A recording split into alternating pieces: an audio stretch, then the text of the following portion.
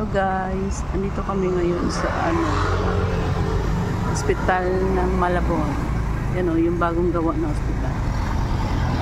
Malabon.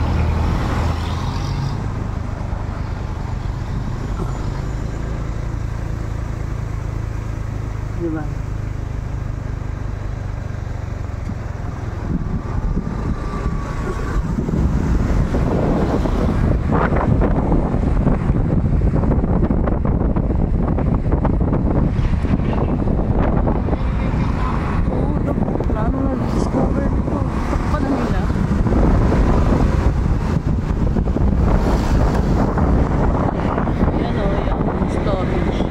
Storage sila.